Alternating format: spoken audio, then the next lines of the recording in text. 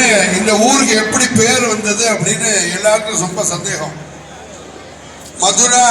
மதுரை அப்படிங்கிறாங்களே, ஞானசம்பந்தர் பெருமான் நிறைய சொல்லிடத்த சொல்லும் போது மதுரை ஆலவாயினான்னு சொல்றார். மதுரைன்னு எப்படி வந்தது அப்படின்னு ஒரு சந்தேகம். அதுல ஆலாசி மகாத்மா பார்க்கும்போது கைலாயங்கிரியில மணமக்களுக்கு தங்க சந்த கும்பாவிலுள்ள சந்திர மாசு பூசப்படுகிறது.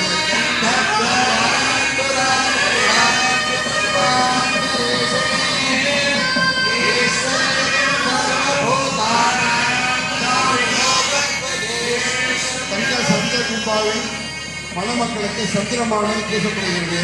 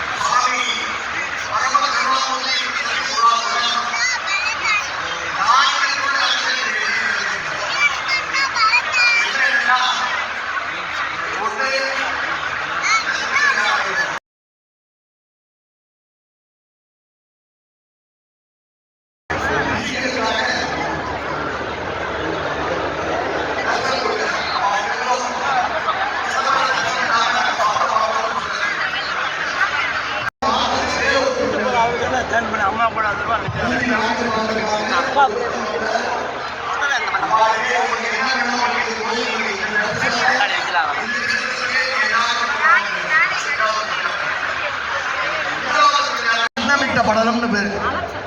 அது சாப்பிட்றதுக்கு யாருமே இல்லையே, உங்க சொந்தக்காரெல்லாம் கிடையாது அப்படிங்கிறார் சுவாமிகிட்ட போய்.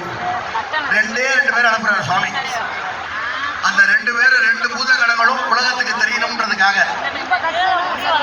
போய் துவம்சம் பண்ணுது. எல்லாத்தையும் துவம்சம் பண்ணி சாப்பிடுறது. அன்னம் விட்டா படம் 3வது திருவிழாடு. அந்த திருவிழாவில் முடிஞ்சு தீபாவளி குண்டோதரன் இப்ப நடக்குவாங்க கல்யாண மண்டபத்துல. அது முடிஞ்சதுக்கு அப்புறம் தான் இந்த திருவிழா, இந்த திருமண இதுவே முடியுது. அடுத்து 4வது திருவிழாடல் வைகை அணைக்கிறார். இந்த குண்டோதரனுக்கு பசி வந்துருது.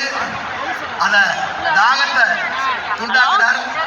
அந்த தாகத்தை தீக்கிறதுக்காக வைகையை உண்டு பண்றார். நம்மளுடைய கல்யாணத்துல 4 பேருக்கு நம்ம பரிசு கொடுத்துருப்போம். ரொம்ப சொந்தக்காரங்களுக்கு ஏதாவது கொடுத்துருப்போம்.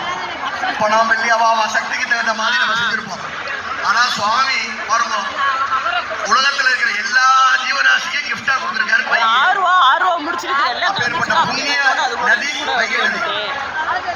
அவரோட கல்யாணத்தன்னைக்கு தான் அந்த வைகை வருது மதுரைக்கு. அந்த வைகை ஜலத்தை சாப்பிட்டதுக்கு அப்புறம் தான் குண்டோதரனுக்கு தாகம் அடைஞ்சது.